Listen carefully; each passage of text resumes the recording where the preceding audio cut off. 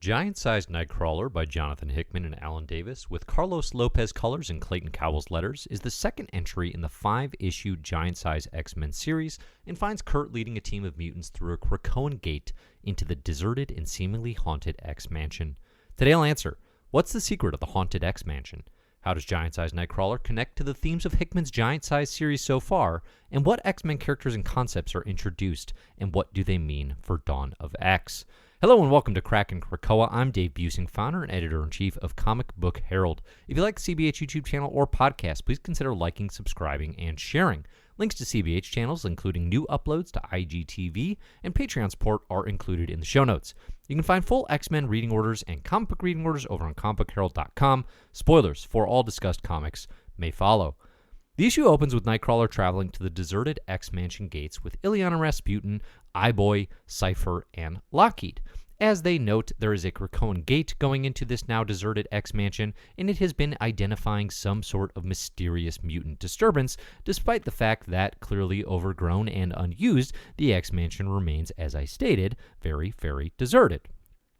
Right away, the team sees a curious array of ghostly mutants, setting Lockheed out of his mind with flame bursts. The first that they see seems to be Warpath, of course, the mutant who died in the original Chris Claremont run on Uncanny X-Men and Uncanny X-Men number 94. He got better since then as well. But later they do see Hound version of Rachel Summers as well. These are sort of unspeaking apparitions, but it's an all too mysterious and a bit too familiar until Hound Rachel's form dissolves before the team's eyes.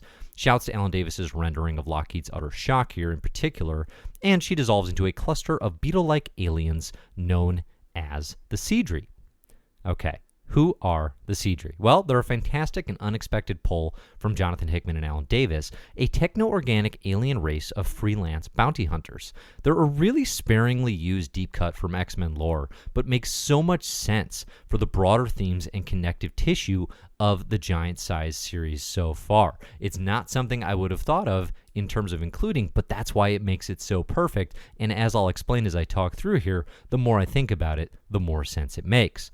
The Seedry debuted in the pages of Uncanny X-Men number 154, hot on the tail of Corsair, aka Scott Summers' father, when he was on the run, yet again, from the Shi'ar. Although they seem almost too small to operate as anything other than pests, collectively the Seedry are capable of working as freelance bounty hunters, which is somewhere between hilarious and terrifying. Imagine Mandalorian was made up of thousands of tiny baby Yodas, and you kind of have an idea of the potential here. In line with the Brood's involvement in X-Men number 8 and X-Men number 9, written by Jonathan Hickman, and issue 9 released the same day as Giant-Size Nightcrawler, aka today, the day I'm recording this, the Seedry are introduced on the front end and back end of the Uncanny X-Men original Brood saga. First with art by Dave Cockrum in number 154, and later by Paul Smith in issue 168. 168 being that famous Kitty Pryde Professor Xavier is a jerk opener. In 168, they're effectively big beetles with laser eyes, and Kitty and Colossus fight a leftover nest of them in the X-Mansion's basement. The other important development, as all this is happening in the X-Mansion, is Doug Ramsey pulled through the Seedry's alien base where he begins negotiations with the bounty hunters. Illyana finds Doug to rescue him, only to find that 1, Doug's in talks with the Seedry, and 2, Warlock is alive and well, hopping off Doug's arm and into the form of one of the happiest-looking little Seedrys you've ever seen. In X-Men number 8, we saw it briefly teased that Doug, Warlock, and Krakoa were all discussing Tom Brady's release from the Pats. At least I assume that's what they were talking about. But this is the first real clear instance of Warlock alive and seemingly well as his own entity in the Dawn of X. Upon his return, Douglock lets the team know that Seedry encountered Lady Mastermind, who came looking to use the gate to Krakoa and has since been kept in a sort of symbiotic coma, causing Kurt and friends to hallucinate those apparitions upon their entrance and unconsciously using her powers to ask for help. Although she has a goofy name and puts new meaning in the term V-neck, Lady Mastermind is a really entertaining holdover from the Mike Carey X-Men run, which is also the debut of the Children of the Vault. We know Hickman is a fan of the Carey run on X-Men as stated in interviews, and of course from his own use of Children of the Vault in both Giant-Size and X-Men as well. If you are interested in those stories, I recommend starting with X-Men number 192, I believe, is where that Children of the Vault arc initially begins. Lady Mastermind plays a role there. Doug makes deal with the Seedry that they can keep the X-Mansion real estate for their nest so long as they basically allow access to the Krakoan gate there. As Doug notes, it's going to be a problem, which is what we in the business refer to as foreshadowing. The Seedry make a ton of sense to introduce into Hickman's X narrative, a techno-organic alien race with a hive mind that's right in line with everything we've seen from all of the following: Phalanx, Children of the Vault, Warlock, and Doug. I mean, if you Google Seedry and just look at the Wikipedia entry, the first things that they say are basically, hey, Hickman, these would be a great inclusion with your idea of techno-organic alien races playing a major role in your X-Men run.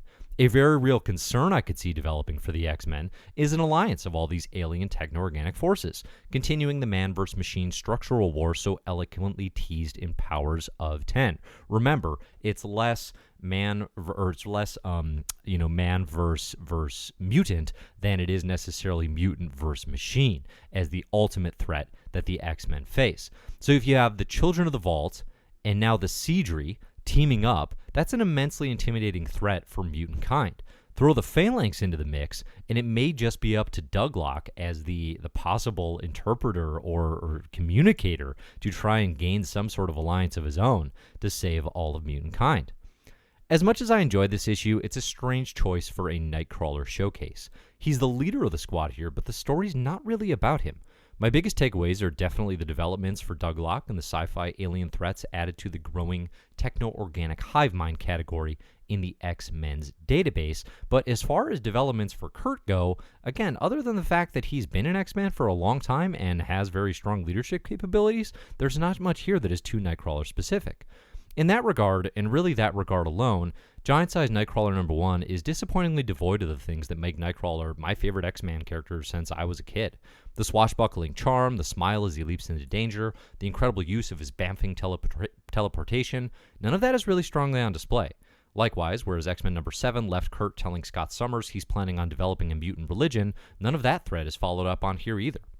Even when the decision comes in Giant Size for one character to quote-unquote rescue Doug, Kurt chooses Illyana, a sensible choice for her power set, but another way the focus is taken off of Nightcrawler in this comic book.